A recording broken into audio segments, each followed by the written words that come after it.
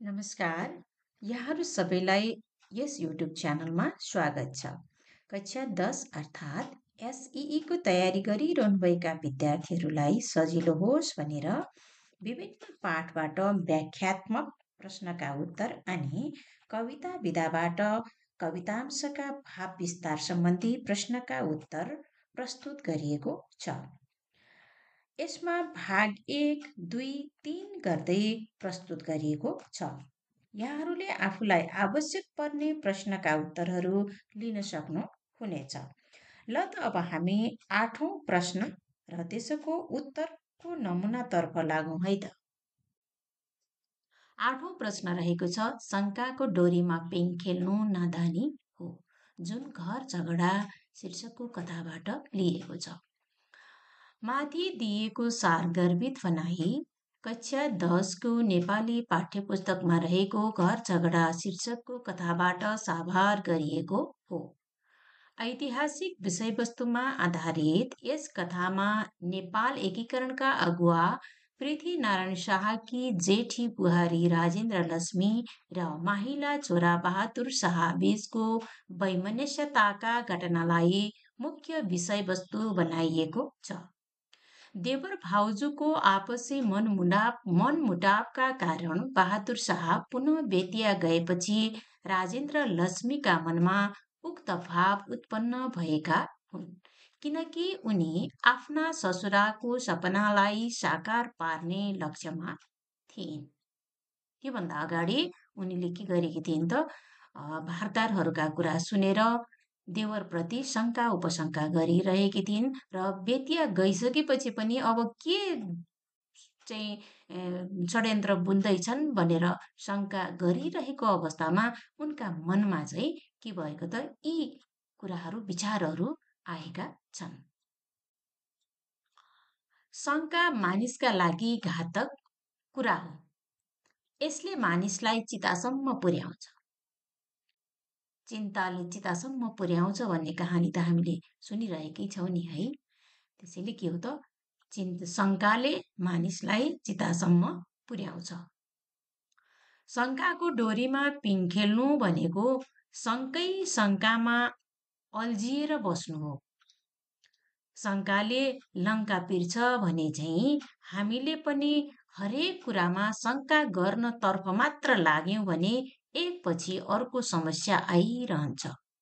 हरेक कुरामा शङ्का गरेर मात्रै हुँदैन, शङ्काले एकपछि अर्को समस्या झन् थप्दै जान्छ। समाधान होइन कि त समस्या थप्दै जान्छ। आफ्ना देवर बहादुर शाहमाथि शङ्काको लहरो तानिरहेकी राजेन्द्र लक्ष्मीका मनमा एकाएक यी विचार उत्पन्न भएका हुन्। भारदारका कुराका पछि लागेर आफूले गल्ती गरेको आभास उनका मनमा भएको पाइन्छ। आफूले देवरप्रति शङ्का गरेर उनीप्रति गरेको व्यवहारको पश्चाताप उनलाई भएको, उनको चाहिँ मनमा त्यस्ता विचारहरू आएका छन्। नाबालक छोरालाई राजगद्दीमा राखेर देशको नायबी सम्हालेकी राजेन्द्र लक्ष्मी एक वीरङ्गना थिए। उनले देशभित्र र देश बाहिरका शत्रुहरूबाट देशलाई बचाएर ससुराले थालेको नेपाल एकीकरण अभियानलाई निरन्तरता दिनु थियो।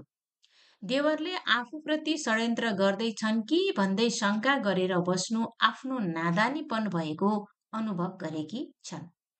अब उनी आफू बहादुर शाहका बारेमा नकारात्मक सोच पालेर नबसी आफ्नो लक्ष्यतर्फ अघि बढ्ने निष्कर्षमा पुगेकी छिन्। ऐतिहासिक विषयवस्तुलाई लिएर तयार पारिएको यस कथाले शङ्कामा अल्झिएर कसैले बस्न हुँदैन। शङ्का लक्ष्य प्राप्तिको बाधक तत्त्व भएकाले यसलाई छाडेर अघि बढ्नु नै उपयुक्त हुने सन्देश यस वाक्यले दिएको छ। यसरी हामीले 3वटा अनुच्छेदमा यो प्रश्नको उत्तर यसरी लेख्न सकिन्छ। अब 9औं प्रश्न रहेको छ, आयुर्वेदिक चिकित्सा आधुनिक चिकित्सा पद्धति भन्दा भिन्न र संसारकै सर्वप्राचीन उपचार पद्धति हो। यो प्रश्न कुन पाठबाट निकालिएको होला त? हो, यो चाहिँ चिकित्सा विज्ञान र आयुर्वेद चिकित्सा भनेर पाठ 3 मा रहेको छ। अब हामीले यस प्रश्नको उत्तर यसरी लेख्न सक्छौं। माथि दिएको वाक्य कक्षा 10 को नेपाली पाठ्यपुस्तक पाठ 3 मा रहेको चिकित्सा विज्ञान र आयुर्वेद चिकित्सा शीर्षकको निबन्धबाट साभार गरिएको हो। यस निबन्धले आयुर्वेदिक चिकित्साको महत्व र प्रभावकारितालाई स्पष्ट पारेको छ। आयुर्वेदिक उपचार पद्धति प्राकृतिक उपचार पद्धति हो। शरीरको शुद्धिकरण एवं रोग प्रतिरोधात्मक क्षमता बढाउन यसको प्रयोग गरिन्छ। यसमा रोगको नियन्त्रण मात्र नभई निर्मूल हुने गर्दछ। नियन्त्रण रोगलाई लागिसकेको रोगलाई नियन्त्रण मात्र नभइकन निर्मूल भनेको पुरै निर्मूल गर्नु भनेको जरैदेखि फाल्नु। अब त्यस्तो खालको नदोहोरिने गरेर चाहिँ त्यसलाई निको बनाउनु नै के हो त? निर्मूल गर्नु। यस उपचारमा आधुनिक उपकरणको आवश्यकता नपर्नु, औषधिको नकारात्मक प्रभाव अति न्यून हुनु, कम खर्चिलो हुनु, औषधि स्वास्थ्य र बिरामी दुवैले प्रयोग गर्न सक्नु यसका विशेषता। यसका विशेषता आयुर्वेदिक औषधिहरूका आयुर्वेदिक चिकित्साका विशेषताहरू के हुन् त? उपचारमा आधुनिक उपकरणको आवश्यकता नपर्नु, औषधिको नकारात्मक प्रभाव अत्यन्त एकदमै थोरै हुनु, अत्यन्त न्यून हुनु भनेको अति धेरै थोरै हुनु, कम खर्चिलो हुनु, धेरै पैसा लाग्दैन, कम खर्चिलो हुनु, औषधि चाहिँ स्वस्थ र बिरामी दुवैले प्रयोग गर्न सक्छ।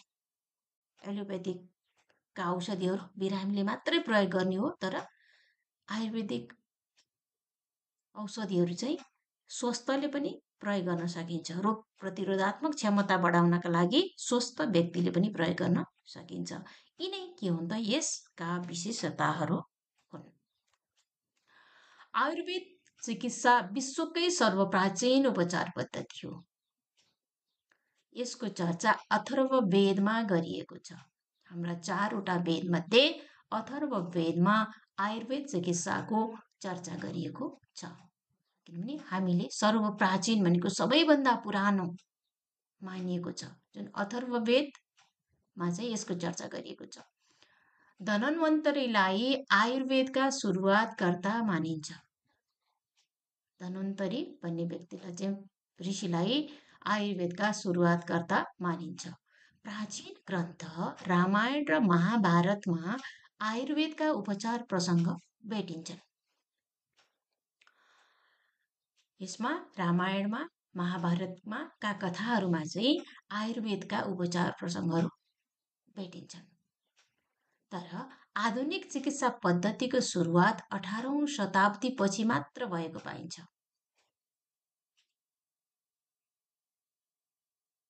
यी सम्पूर्ण तथ्यको आधारमा यो स्पष्ट हुन्छ कि आयुर्वेदिक चिकित्सा आधुनिक चिकित्सा पद्धतिभन्दा भिन्न र संसारकै सर्वप्राचीन उपचार पद्धति हो। जुन धार्मिक ग्रन्थ रामायण र महाभारतमा यसका उपचार पद्धतिहरू भेटिनु र आधुनिक चिकित्सा पद्धति चाहिँ 18औं शताब्दी पछि मात्र पाइनुले पनि के हो त? आयुर्वेदिक चिकित्सा आधुनिक चिकित्साभन्दा एकदमै भिन्न र संसारकै सर्वप्राचीन उपचार पद्धति हो भनेर हामी भन्न सक्छौँ। आयुर्वेदिक चिकित्सामा बिरामीको मानसिक र शारीरिक अवस्थालाई पनि ध्यानमा राखेर मानिसका समग्र पक्षको उपचार गरिन्छ। आयुर्वेद चिकित्सामा चाहिँ हामीले अष्टाङ्ग पञ्चकर्म भन्ने कुराहरू पाठमा पढेका होलौँ। भएन भने पनि हामीले एकचोटि पढौँ। यी चाहिँ के हुन् त? यसबाट मान्छे यस उपचार पद्धतिमा मानसिक र शारीरिक अवस्थालाई ध्यानमा राखेर चाहिँ के गरिन्छ त? समग्र पक्षको उपचार गरिन्छ। हामीले हाम्रो स्वास्थ्यका लागि आफ्नै वरपर पाइने जडीबुटी जन्य औषधिलाई पहिलो प्राथमिकतामा राख्नुपर्छ। हाम्रा वरिपरि पाइने जडीबुटीहरू चीज एक फाइदा अनेक भने जस्तै सर्वगुण सम्पन्न हुने हुँदा यसको महत्त्व र उपयोगितालाई बुझ्नुपर्छ भनेर यसरी हामीले निष्कर्षमा टुङ्ग्याउन सकिन्छ। अब 10औं प्रश्न रहेको छ भाव विस्तार गर्नुहोस्। कुनै पनि गद्य लेखनबाट लिएको अंशलाई चाहिँ व्याख्या गर्ने हो भने पद्य लेखन कविताहरूबाट लिएका अंशबाट चाहिँ के गर्ने हो त भाव विस्तार गर्ने हो। अब भाव विस्तार गर्नुहोस् भने चाहिँ ईर्ष्या द्वेष हटाएर जो छर्छन् प्रेम सौरभ तिनै मान्छेहरू बन्छन् विश्वका निम्ति गौरव। माथि दिएका कविताका सुन्दर हरफहरू कक्षा 10को पाठ्यपुस्तकमा भएको उज्यालो यात्रा शीर्षकको कविताबाट साभार गरिएका हुन्। यस कविताका रचनाकार ग्राम प्रसाद गेवाली हुन्। नीति चेतनामूलक भाव बोकेको यस कविताको उक्त अंशमा विश्वले नै गौरव गर्न लायक मान्छे कसरी बन्न सकिन्छ भन्ने उपयुक्त सुक्तिहरू दिएको छ। सुक्ति भनेको उपदेशात्मक विचारहरू। यसमा माया र प्रेम भाव सहितका कर्मले मानिसलाई अनुकरणीय र पूजनीय व्यक्तिका रूपमा समाजमा स्थापित गराउने कुरा व्यक्त गरिएको छ माथिको अंशमा। ईर्ष्या द्वेष मानिसका सुख र समृद्धिका बाधक तत्त्व हुन्। ईर्ष्या र शत्रुता मानिसलाई कहिल्यै फाइदा गर्दैन। यी ईर्ष्या र शत्रुताले मानिसलाई कहिल्यै फाइदा गर्दैन। ईर्ष्या द्वेष बिना गरिने सत्कर्मले नै जीवन सार्थक बनाउन सकिन्छ। सबैमा प्रेम भाव राख्नुपर्छ। ईर्ष्या द्वेष रहित भावनाले सबैमा प्रेमको सुवास छर्दै कर्म गरेका कारण आज गौतम बुद्ध, महात्मा गान्धी, मदर टेरेसा जस्ता व्यक्तिहरू विश्वका निम्ति गौरव गर्न लायक व्यक्ति बने, अर्थात् विश्वका अनुकरणीय व्यक्ति बने। सफा मनले गरेका हरेक कार्यले प्रेमको सुवास छर्न सक्छ। त्यसैले हामीले पनि आफ्नो मनमा कुनै प्रकारका ईर्ष्या द्वेष नराखी असल कर्म गर्नुपर्छ। मानव कल्याणको काममा सदा अग्रसर रहनुपर्छ। यो नै मानव जीवनको सार्थकता हो। सरल र सुबोध भाषा शैली र अनुष्टुप छन्दको प्रयोग गरी रचना गरिएको कविताको यस अंशमा रिस राग त्यागेर माया र प्रेम भावले सबैको हित हुने कर्म गरेर विश्वले गौरव गर्न लायक व्यक्ति बन्नुपर्ने सन्देश दिएको छ। हस् त, आजको लागि यति मात्र। र अरू भाव विस्तार र व्याख्यात्मक प्रश्नोत्तरहरू लिएर अर्को भिडियोमा प्रस्तुत हुने नै छु।